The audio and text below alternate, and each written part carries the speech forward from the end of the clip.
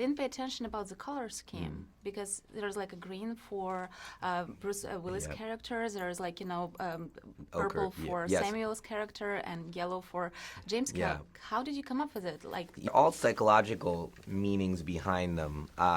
You'll see, there's a moment, as you know, in the movie where you'll see the family members kind of sitting there, each in the colors of each of the characters, and the purple is there because purple has been connected with regal, with royalty, and that's traditionally how we use purple in through human history. And Elijah thinks of himself as royalty in this cinema, in the comic book world. And then the ochre, that yellow orangey color, is from Buddhist monks' robes and from the Hindu ceremonies where that color is also very holy.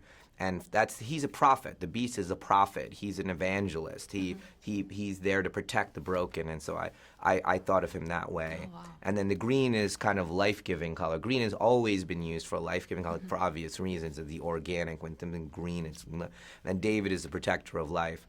And then if you look at, and so when the primary colors of the world, when people believe in the comic book world, the primary colors start rising in the movie and they become very prominent.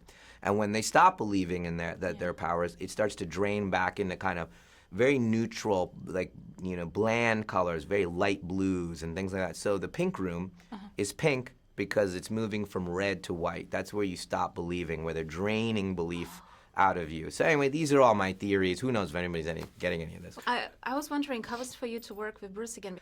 Our chemistry is so good, and we believe in each other so much. He was my hero. I mean, like I had, as a kid, I had Die Hard poster up on my wall forever. And when I was writing Sixth Sense and as the Die Hard poster there, you kind of go, well, what about that guy? Maybe he could play it. And he's from New Jersey. He grew up basically with 30 minutes from where I live. So I always thought of him as we were together. Yeah, we were together. We're from the same part of the world. And so we that kind of, he's a guy's guy too. So that all of that vibe works really well against the formalism of how I like to shoot. So it was really nice to do this again with Bruce. I owe him a lot. I mean, I owe him my career, really, to be honest. No kid who's 24, 25 years old writes a movie and has a superstar say yes, and then lets them make it exactly the way he wants it, that I want to make it. And I had all these crazy theories about making movies, and he let me do all of it. It's amazing. Yeah. And you're not friends, right? Yeah, absolutely. Yeah, families are close, and so I saw him more as a father now. That's the way I see him with his daughters, and so I kind of wrote him apart like that. So you're writing, you're directing yourself. Do you ask anybody in advice? I have the urge every 3.5 seconds to call somebody and say, please tell me this is good. I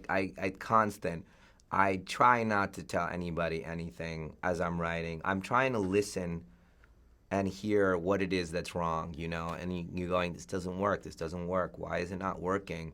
And that, the gap, have you ever heard that term, the gap, with regard to an artist? The gap is the difference between your taste and what you executed. That's the gap. And everybody is terrified of the gap, right? Yeah. And that's your job, is to close the gap. So most people say, oh, I want to be a writer, I want to be a filmmaker. They're too terrified of the gap to actually execute something, because then they have a fixed mentality and saying, that's it, it's over. But the gap exists for everybody, and you have to learn to close it. So what you're asking me is, who helps you close the gap? And I'm trying to learn those muscles as far as I can get to close the gap between what I executed and my taste, to get it close. When I get it close, then I show it to people. And I say, well, what do you think? And then they'll say, maybe she shouldn't say this, or how about that? Or they might inadvertently say something that they love about it that will make me go, I know what's wrong, Yeah.